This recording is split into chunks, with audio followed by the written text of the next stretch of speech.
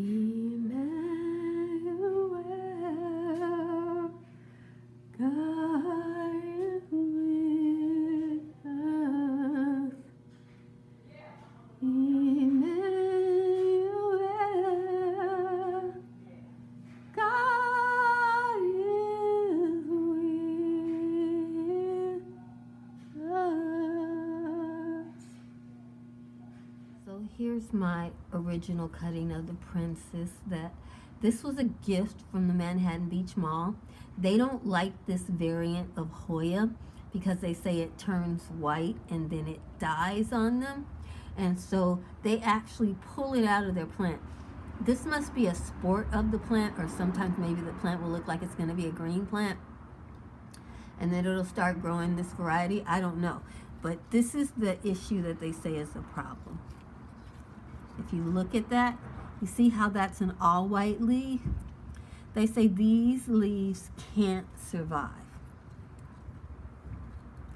So when it grows these all white leaves, they say if it starts doing this, that they lose their plant. And at the mall, they're growing the plant to create a rich decor for the mall. So they'd rather have a green plant that's reliable than to have this plant that sometimes gets bald patches because it grows albino.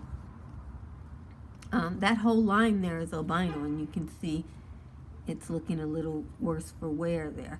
Whereas this one has color in it.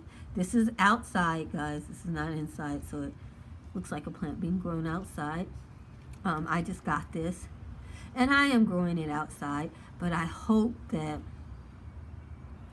in time I can get it to look a little bit better than this, because it's the only Hoya I have. Long story short, I've always wanted a Hoya. The reason why I didn't have them is because a long time ago, Hoyas were like $100 in Los Angeles County. They didn't sell those little tiny cuttings. They would sell you this big, beautiful, luxurious plant with flowers on it, and it would be $100. I understand it's worth it, but who has an extra $100 lying around for a house plant? You know, most of us just don't have it like that. So that being said, since most of us don't have it like that, we just don't do it, you know. So I've always wanted one of these, and then this is the exact one I wanted. It was this one or the princess that I always wanted because I liked the bicolor look to it, and it's the only Hoya I had ever seen, and the flowers smell delicious. But I didn't like it enough to pay $100. I have paid $100 for a large palm tree, but I just couldn't see it for something like this. In any event, so here I am going in the mall, and the plant that I've been coveting, the plant that I've always wanted, been on my wish list, but on that far wish list, the one that you really never get to. And here's the gardeners at the Manhattan Beach Mall just throwing it away because it's a headache plant for them, because they never know when it's going to grow a white plant, and this whole plant, they say, just won't make it. We'll see if maybe it greens up. We'll see what happens with it, because it's not solo. There's other green leaves on the plant, so maybe it will survive. I don't know, but it's just ironic to me that what somebody's been wanting for so long, somebody else thinks of it as trash. And I am so happy to have this. It's next to my palm tree.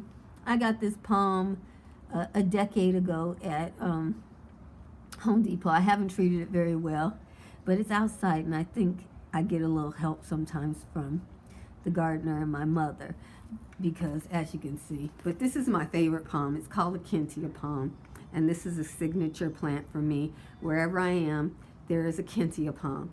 This is the easiest palm for Los Angeles. This palm can take low light, it can take drought.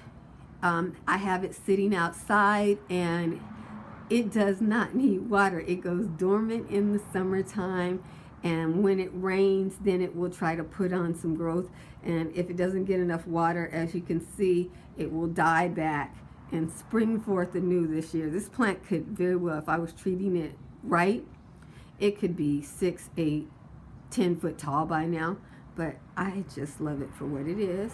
And I guess I'll show you one of my other plants that I don't see anybody else talking about. Again, it was an old Home Depot find from 10 years ago. This is a ficus. I don't see very many people with this particular ficus, and this is my favorite ficus. I like these long Hoya-like leaves, and this ficus required no additional water, okay? So this is outside. It never gets watered, never, you know, except for during rainy season.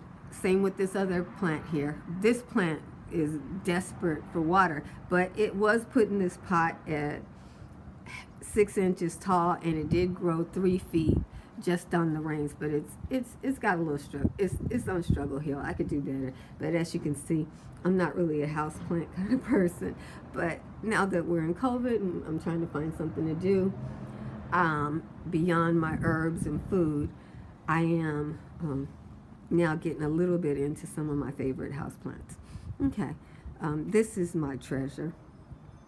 This is my lavender. This is lavender munstead. I'm in Southern California, and traditionally we don't grow lavender munsteads because they need a high humidity, but this is the only lavender that will grow for me, so I must have a high humidity in this corner. And my gardener was cutting off the bloom spikes, keeping it in shape, and somehow my mother told him not to do that, and I got one bloom spike that survived. Look at that. Okay, maybe because it's the only one, but this is the prettiest bloom spike to me ever. And this particular lavender munstead is a midget plant, but as you can see, it gets several flowers on its spike. It doesn't just get one flower on its spike, and that's why I love it so much. I've taken cuttings from it, and they all do well for me. They just like my garden. And this is another ficus, and don't go by the leaves now. As you can see, you guys, it is outside. It's December, and it's just dropping some of its leaves right now. Don't worry about it. Although I never water it, it's just doing a little bit of fall pruning. It's not sick. There's nothing wrong with it. It's just, you know, that time of year. So that's my houseplants. I'm in Los Angeles, so many houseplants are porch decor for me. So I just thought I'd show them to you today as a little holiday treat. God bless you, and Merry Christmas and a Happy New Year. Jesus loves you.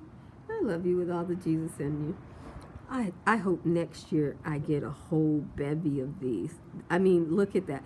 Have you ever seen a lavender plant put on spikes that you need to, you actually have to, oh my goodness, it's getting new spikes. This one branch that survived is deciding to flower enough for the whole plant. So it's getting 2 new spikes on it. Oh my goodness, so 5 spikes on that. I love that. I love that plant.